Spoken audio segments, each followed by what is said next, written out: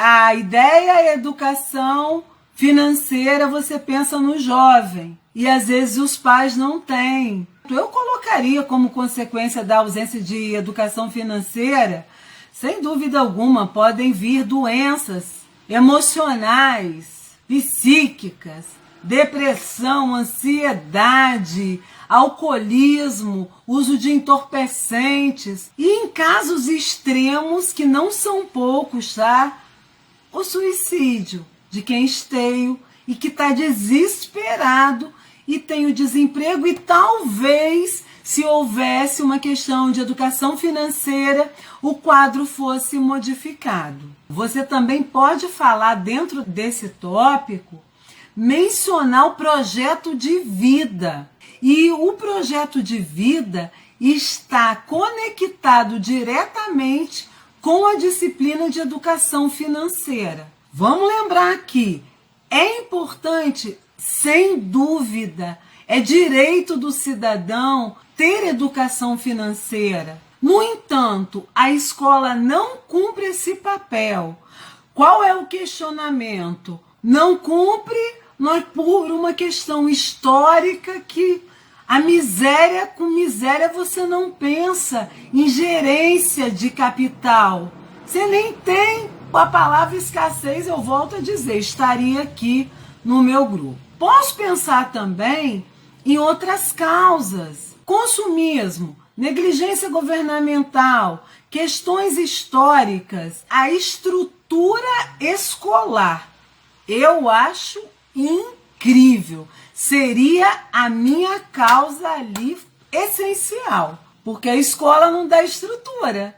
Não tem, nunca se discutiu, até porque a ideia de uma escola que vai formar aqueles que serão empregados, subservientes. Sim, senhor, meu patrão. Uma outra coisa que eu quero aqui também destacar é quais seriam os repertórios. E eu pensei para agora no José Saramago, escritor português, ganhador também do Nobel de Literatura, excepcional. Ensaio sobre cegueira. Numa introdução seria perfeito, porque no livro ele vai abordar uma cegueira branda, de invisibilidades nas questões sociais. E eu posso fazer uma analogia com a cegueira perpetuada da ausência de educação financeira para o país, atrelada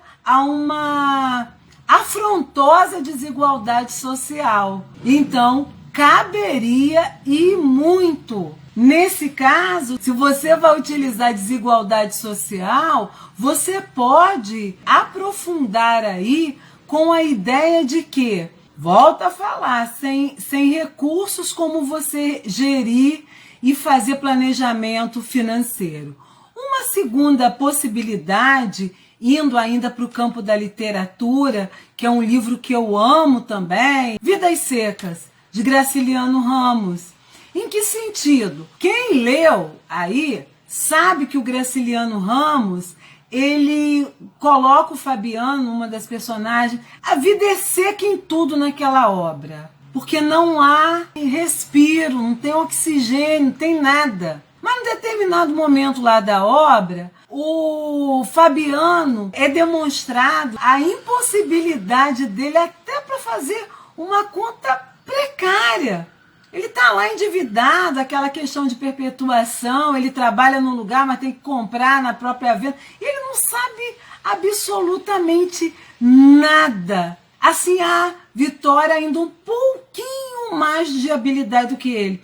Ana, e como que eu utilizaria isso aí? Ora, você utilizaria essa questão do Fabiano, porque similar a ele, os milhões de miseráveis. E como falar de educação financeira se não houver um decréscimo desse abismo social que é a desigualdade? Fica a dica. Tem também uma situação, eu adoro a Grande Família. E o Augustinho, eu acho que quem já viu e tal, você pode usar, porque ele está sempre enrolado, endividado, passando por tudo quanto é aperto. Similar a milhões de brasileiros. Aí eu já vou para outra lógica, perceberam?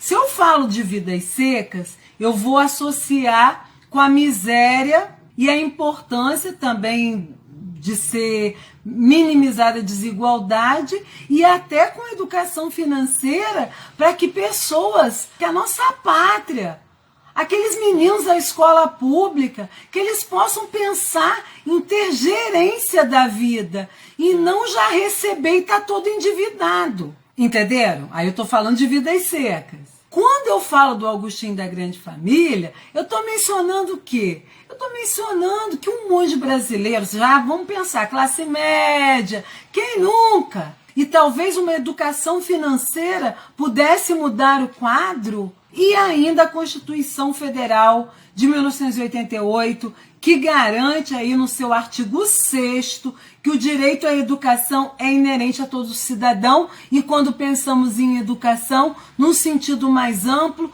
cabe sim a educação financeira. Beleza?